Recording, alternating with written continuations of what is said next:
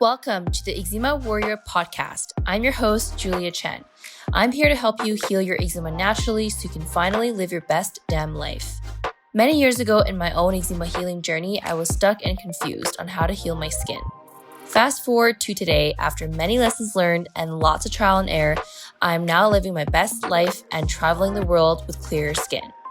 If you're an eczema or TSW warrior who desires a life of food freedom and is wanting to heal your skin without steroids while using mindset and manifestation as a tool, you're in the right place. Now let's get into it. Welcome back to another episode of the podcast. We actually skipped a week, and this is the first time in 7 months. I started the podcast back in, February, I believe, that I've actually skipped a podcast episode. And if you guys know me, I'm very, very consistent when it comes to my content. Even what I put on Instagram, I'm always banging things out like every other day, sometimes every day.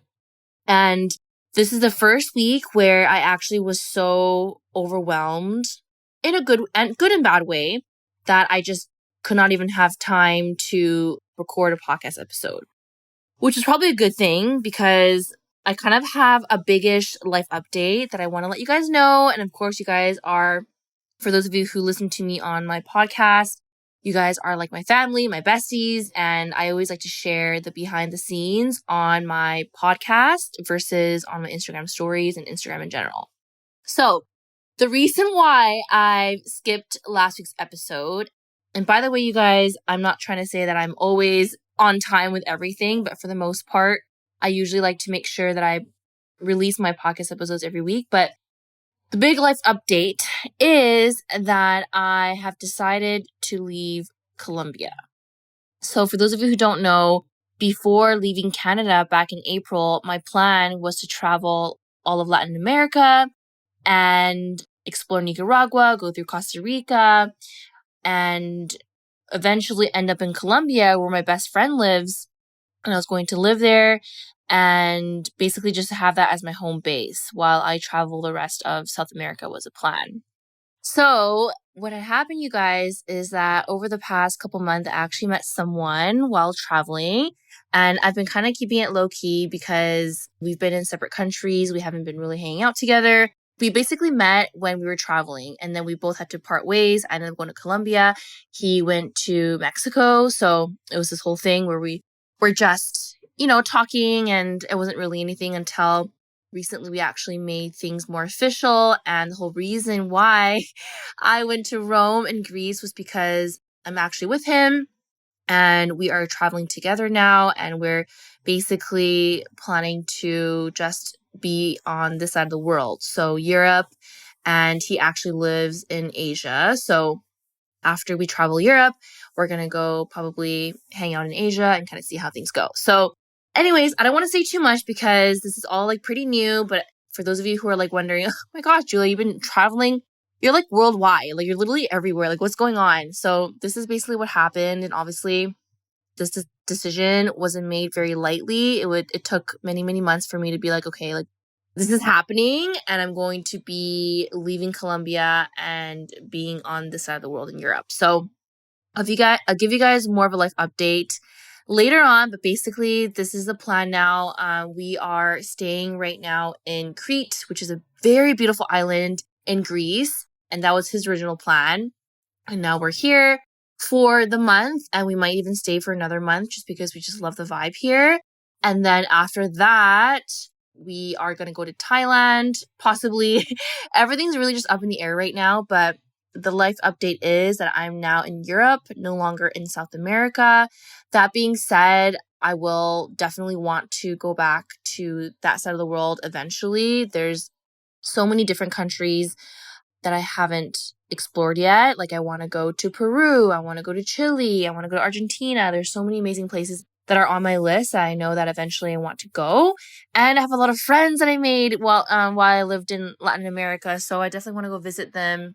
But yeah, for now, we are in Europe, we're in Asia, and then maybe at some point, you guys will see him on my stories, but we're just keeping it low key for now. But anyways, for those of you who are like my followers on my podcast, that's basically the update. And yeah, I was in Rome last week. That was a lot of fun. We ate so much pasta, had a lot of wine, did a lot of shopping because Rome is the spot where all the nice stores are. So there was that. And I was kind of MIA because of just exploring, honestly, the city and being in a different time zone too. Most of my clients and when I post content, it's usually in like the American time zone. So it's a little bit hard to navigate this right now, but it's not too bad. It's like an 8-hour difference between Greece and some of the time zones like PST, EST.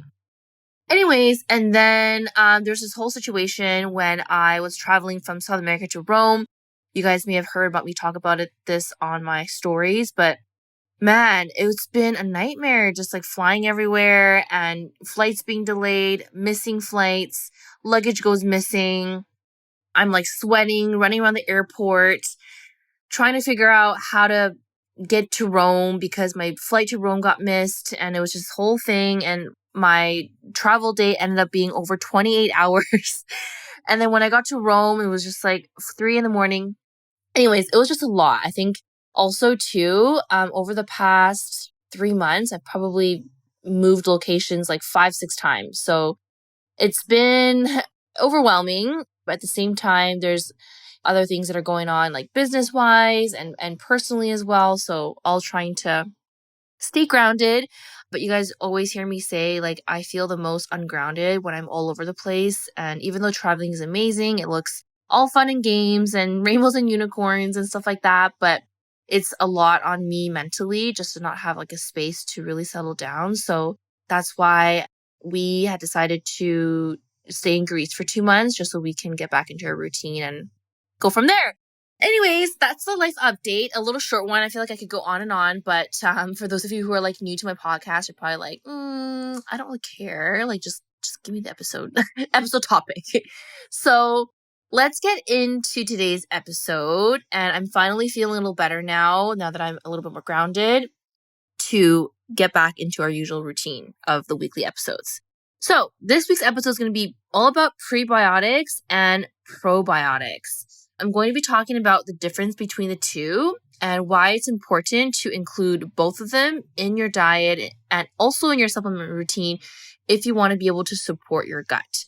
Now, in previous episodes, I've talked about why healing the gut is really important because there's a big connection between the skin and the gut. If you check out actually episode 26, I talk all about how to heal the gut.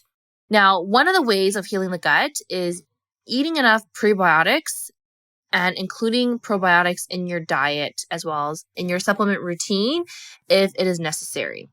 Now, the difference between prebiotics and probiotics. So prebiotics are basically food for the live bacteria, aka probiotics. So think about prebiotics as the foods that you eat. For example, prebiotics often come from foods that contain fiber. So when we think of fiber, a fiber usually comes from fruits and vegetables most of the time. Otherwise, you can get fiber from beans and legumes. So think about chickpeas, black beans, kidney beans, things like that. Those are good sources of fiber as well. So when it comes to including prebiotic foods in your diet, you just essentially want to eat more fiber. The more fiber that you can get in your diet, the better it is for your gut. Because the live bacteria, so your gut basically has trillions and trillions of bacteria, the good and the bad, okay? Now, the good bacteria is what you want to feed, and it needs food and fuel in order to thrive in your gut. And if the more that it thrives in your gut, the better it is for your gut healing and, of course, for your skin healing as well. So when we are feeding the live bacteria with prebiotic foods, PRE, this is when you want to diversify your meals as much as possible. You want to eat lots of vegetables and lots of fruits. The more color you get in your diet, the better it is. Now, when it comes to prebiotic foods, there are specific ones that are the highest in the amount of prebiotics.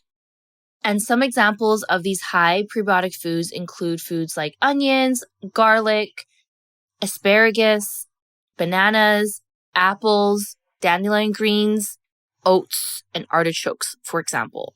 So these foods are considered to be the highest in amount of prebiotics.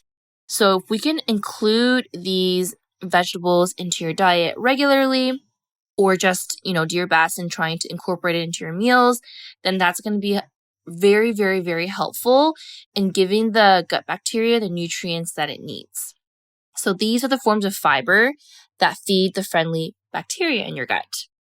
And when it comes to preparing these foods, I'll create a different episode for this, but if you can just cook them in your meals, saute them, or, just incorporate it into your side veggie types, then, that's a great way in including them into your meals, either for lunch and dinner. Of course, like when it comes to fruits like bananas, you can have them as a snack itself, or you can blend it into a smoothie, which I love doing, especially in the summertime that we're in right now. Okay, so that's all about prebiotics. We want to make sure that we're eating these regularly, especially when you feel like you have gut issues or if you feel that your gut needs more support.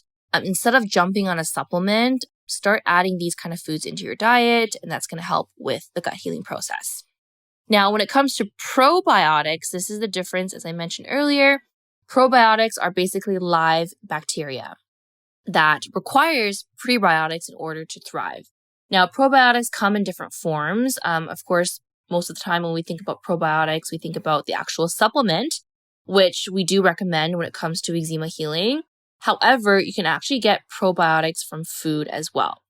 So probiotic foods usually come from foods that are fermented. So think about yogurt, sauerkraut, kimchi, miso, kefir, kombucha, what else? Tempeh, which is a fermented version of tofu.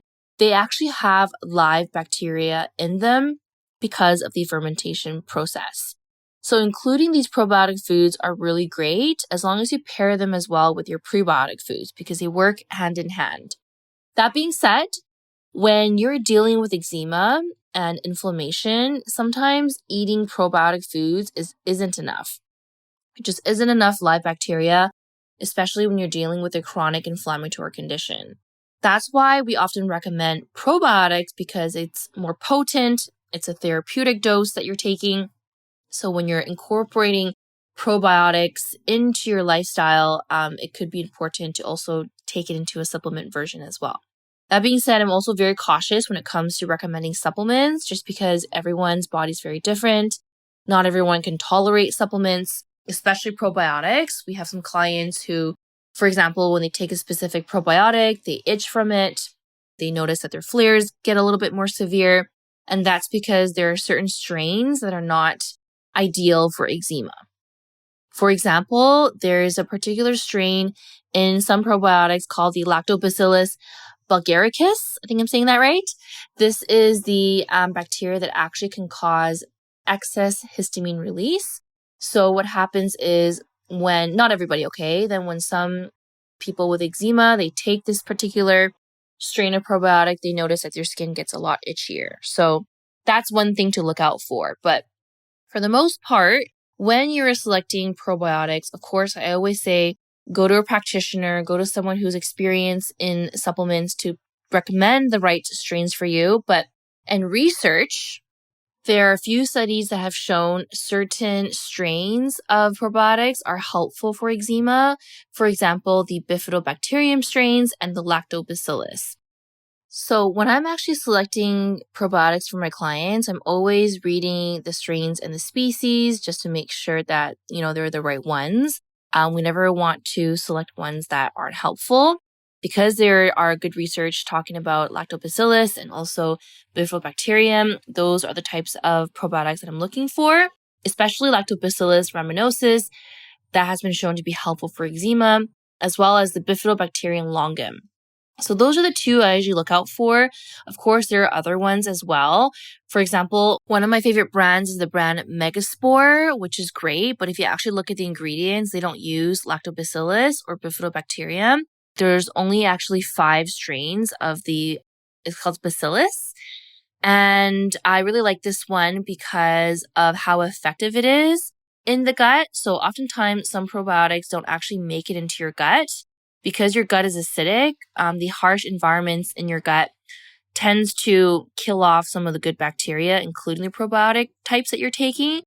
But with the bacillus spores, how they are created by the megaspore is that they actually allow to remain in your stomach and your gut in order for it to do its job in repopulating the gut and healing the gut. So this particular brand I really like. I don't usually recommend brands. I'm not affiliated with them by any means, but it's just something to look into, that when you're selecting probiotics, it's not just about lactobacillus strains or just the bifidobacterium.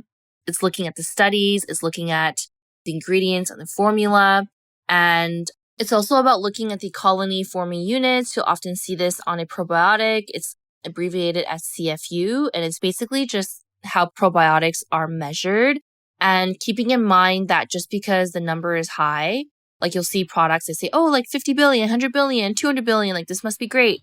It doesn't necessarily mean it's good. A good example of this is Megaspore again. Like theirs is not a high number. I believe it's 5 billion. So that doesn't mean it's bad, that is low, but it's about the way that the probiotics are made and how effective it is in the gut. So that's what I want to say for the episode on prebiotics and probiotics. Of course, there's a little bit more when it comes to probiotics, but the general idea of this episode is to let you know that there's a difference between the two. One of them is what feeds a good bacteria, the prebiotics, and then the probiotics are the actual live bacteria itself that you can get from food and supplements. And prebiotics mostly come from fiber, or it is a type of fiber basically, and you get this from your vegetables and fruits and beans and legumes. If you have any questions about this episode, feel free to message me on Instagram at juliachan.rd. And also, by the way, you guys, please leave us a review on Apple iTunes if this episode or any of the episodes you found helpful for you. This is the only way that the podcast is going to grow organically. And if you leave us a review, we will send you a free eczema visualization to your inbox as long as you screenshot your review and send it to our email at hello@juliachan.ca. And of course, if you're looking for support, if you need help with supplement suggestions and diets, mindset and manifestation, and all the things when it comes to healing eczema, this is what I do inside my coaching program, Clear Eczema. We do group coaching, but we also offer one-on-one coaching as well. And this is exactly what I love doing. And it's my passion to help you heal your skin naturally without using steroids or any kind of restrictive dieting. Right now, we're taking 3 spots for one-on-one coaching. I've opened up new spots because my recent clients just had finished with me over the past 6 months. And once these spots fill, then I will be no longer taking clients until 2024. So you can apply for the program at the show notes below. And hope you guys have a good rest of your day, and we'll see you in the next episode. Thanks for tuning in to today's episode. Now, before I let you go, I want to let you know I have this amazing eczema visualization. This visualization has helped me so much when it comes to manifesting eczema healing flares faster than I can ever imagine, reducing the itch, and just feeling great in my body. This is the exact same visualization I use for my own healing as well as my clients' healing as well. And if you want to receive this visualization, then all you have to do is leave us a review and tell us what you think about the podcast, screenshot it, send it to your email at hello@juliachan.ca, and you will receive the visualization to your inbox. I look forward to seeing your review, and we will see you in the next episode.